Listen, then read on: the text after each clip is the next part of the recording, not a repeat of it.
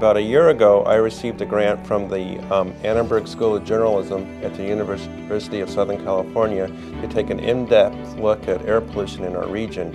Air pollution is an old issue, and a lot of people say it's not much of a problem. They remember back in the 70s when you couldn't even see across the street. And we found that air pollution has improved greatly since those days, but it's still quite a problem. So I think you guys might have seen those billboards that when the little girl said that when she has an asthma attack, it feels like a fish with no water. That's how I feel. Like I'm just fading away.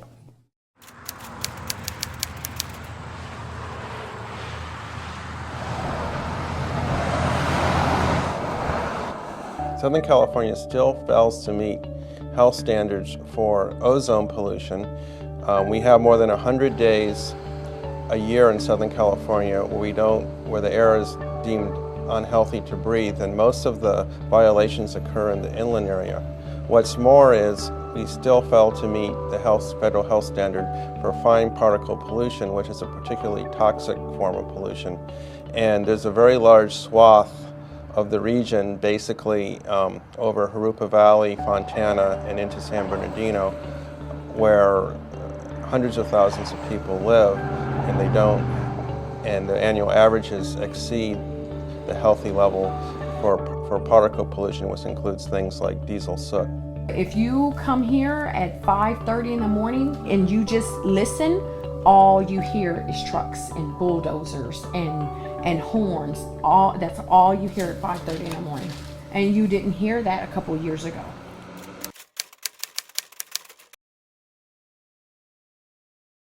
The other thing we found out is that children are more vulnerable than adults, and that's basically because their bodies are growing.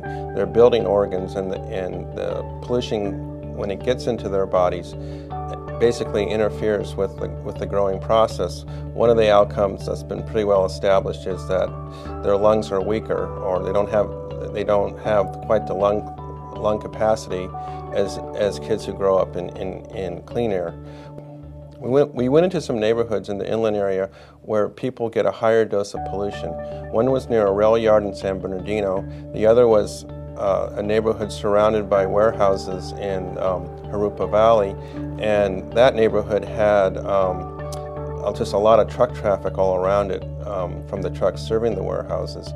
In both these neighborhoods, it was rather remarkable that most of the people we talked to had a lot of respiratory symptoms similar to having a cold, running noses, headaches, watery eyes, and things like that. And also, most of the families we talked to had asthma or other respiratory conditions going on in their families.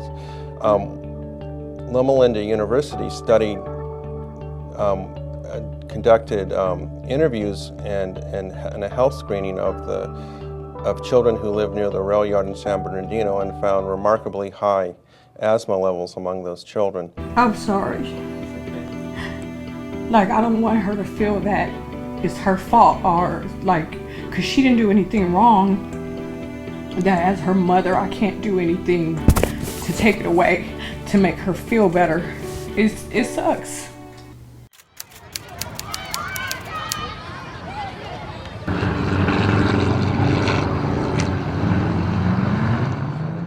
Areas with air pollution result in higher frequencies of diseases like asthma, and also make such conditions worse for the families that suffer them.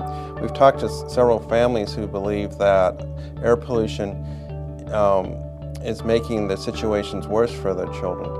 One example was I talked to a woman who had to take away her son's trampoline because when he jumped on the trampoline, he would start coughing, and that could trigger an asthma attack. Se agita mucho y empieza a toser mucho. Okay, she says her little boy, when he's out running around and he starts to run around too much, then he starts coughing. The coughing starts up.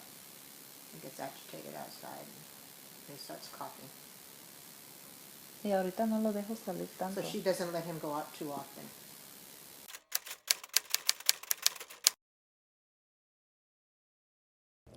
While the inland region has severe air pollution problems, it is also facing tremendous economic pressure to develop warehouses.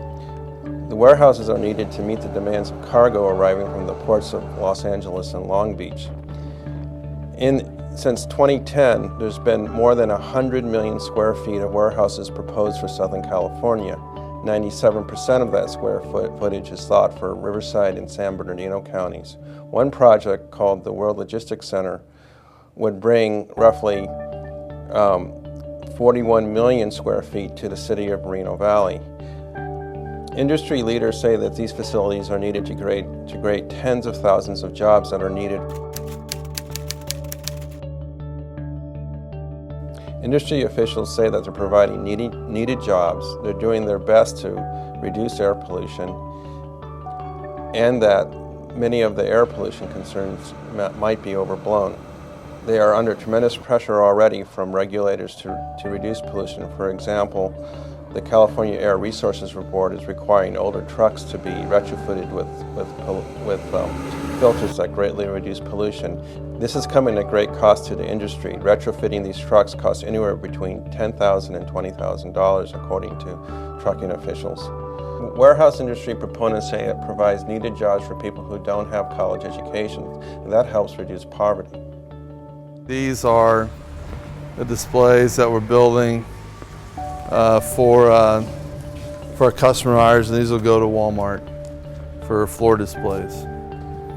So, more than just receiving and sending stuff out. oh yeah, we'll do these. I think we have like over the next 4 weeks, I think we have 20 different displays we're going to be building. Many of these projects are opposed by communities who don't want to see pollution and traffic increase in their neighborhoods. I specifically moved from LA County to get away from the pollution. And I came here and I feel like I'm being forced out again because I can't stay if my daughter is going to be put in a position where I'm going to have to go back and forth to a hospital again.